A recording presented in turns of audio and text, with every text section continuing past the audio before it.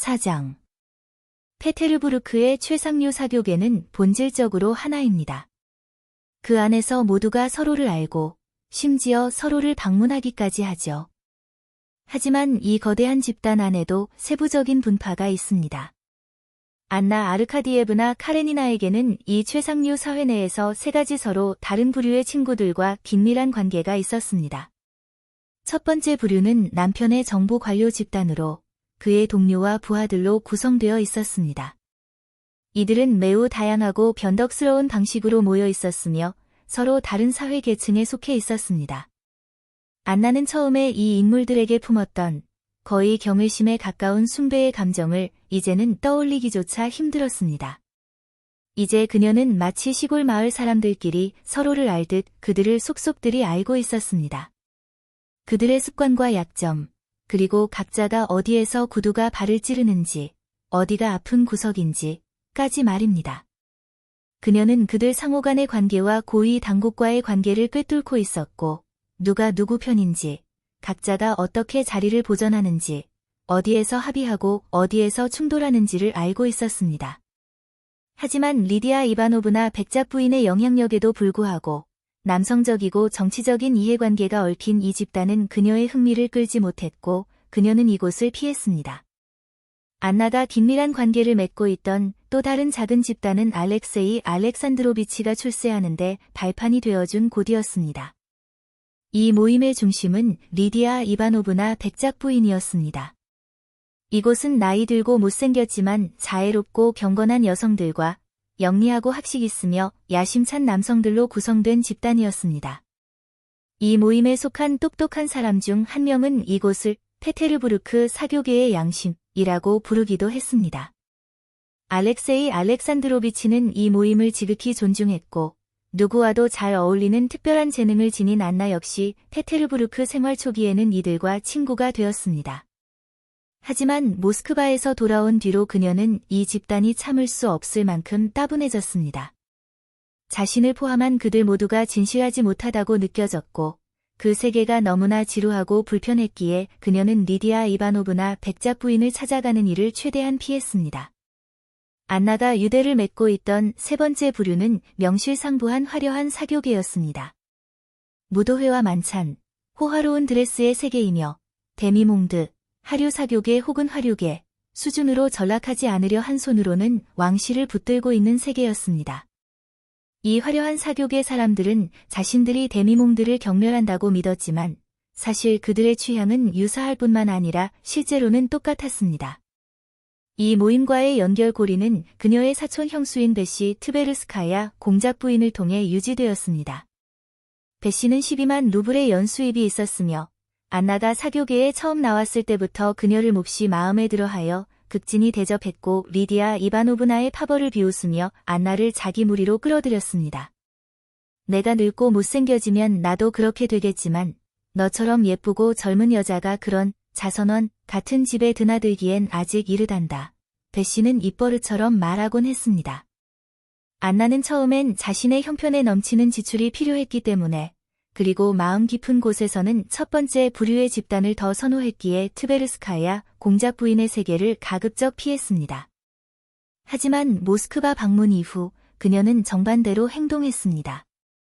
진지한 친구들을 피하고 화려한 사교계로 나간 것입니다. 그곳에서 그녀는 브론스키를 만났고 그 만남들에서 동요 섞인 기쁨을 경험했습니다. 그녀는 특히 베신의 집에서 브론스키를 자주 만났는데 베신은 본래 브론스키 가문 출신이자 그의 사촌이었기 때문입니다. 브론스키는 안나를 만날 기회가 있는 곳이라면 어디든 나타났고 기회가 생길 때마다 그녀에게 사랑을 고백했습니다. 그녀는 그에게 어떤 격려도 주지 않았지만 그를 만날 때마다 기차 안에서 그를 처음 보았을 때 느꼈던 그 생동감 넘치는 기분이 가슴속에 솟구쳤습니다. 그녀는 자신의 눈에서 빛나는 환희와 미소 짓는 입술을 스스로 의식했고 그 기쁨의 표현을 억누를 수 없었습니다.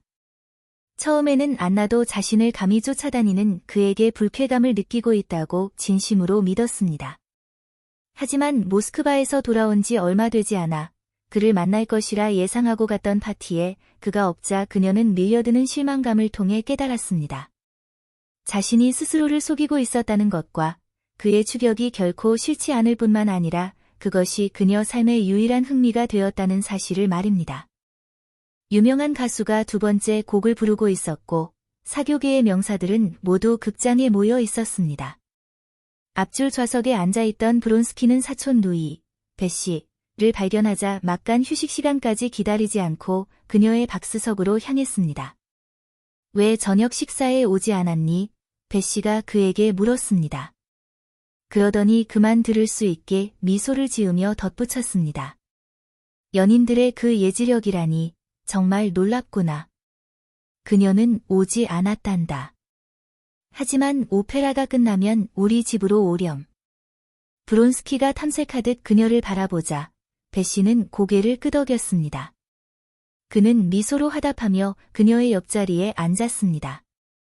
내가 예전에 했던 그 조롱 섞인 말들이 생생한데 이 연애 사건을 성공적인 결말로 이끄는데 묘한 즐거움을 느끼고 있던 베시 공작 부인이 말을 이었습니다. 그 기세는 다 어디로 갔니? 너도 결국 걸려들었구나, 얘야. 그게 제 유일한 소망입니다.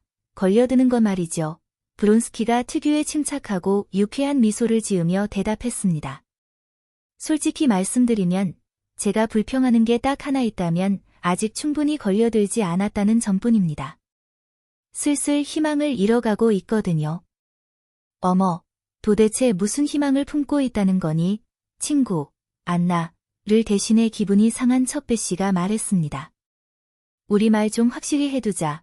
하지만 그녀의 눈 속에는 브론스키가 어떤 희망을 품고 있는지 본인만큼이나 정확하게 이해하고 있음을 드러내는 빛이 반짝였습니다.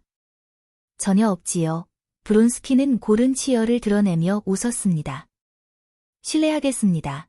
그는 베시의 손에서 오페라 글라스를 건네받아 그녀의 드러난 어깨 너머로 맞은편 박스석들을 꼼꼼히 살피기 시작했습니다. 제가 우스꽝스러워지고 있는 건 아닌지 걱정되네요. 그는 자신이 베시나 다른 사교계 사람들 눈에 결코 우스꽝스럽게 보일 리 없다는 것을 아주 잘 알고 있었습니다. 미혼의 처녀나 결혼할 수 있는 자유로운 신분의 여성을 쫓아다니다 실패한 연인의 처지는 우스꽝스러울 수 있습니다. 그러나 유부녀를 쫓아다니며 모든 것을 걸고 그녀를 불륜으로 끌어들이려는 남자의 위치에는 무언가 근사하고 웅장한 구석이 있으며 절대 우스꽝스러워질 수 없다는 점 또한 그는 잘 알고 있었습니다. 그래서 그는 콧수염 아래로 오만하고 유쾌한 미소를 머금은 채 오페라 글라스를 내리고 사촌을 바라보았습니다. 그런데 왜 저녁 식사에는 안 온 거니? 베시가 그를 감탄 섞인 눈으로 바라보며 물었습니다. 그 이야기를 해드려야겠네요. 아주 바쁜 일을 처리 중이었거든요. 제가 무엇을 하고 있었을까요? 100번, 1000번을 찍어보라고 해도 절대 못 맞히실 겁니다.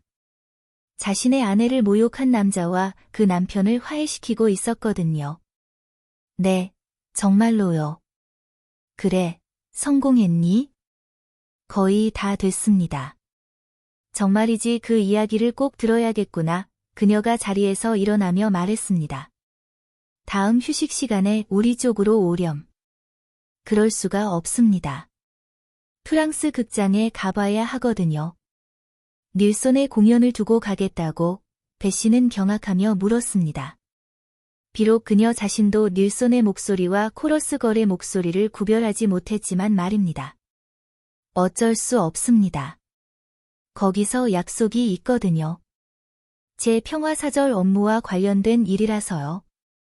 화평케 하는 자는 복이 있나니 저희가 천국을 얻을 것이니요. 베시는 누군가에게 들었던 비슷한 구절을 어렴풋이 떠올리며 말했습니다. 아주 좋구나. 그럼 여기 앉아서 도대체 무슨 일인지나 말해보렴. 그녀는 다시 자리에 앉았습니다.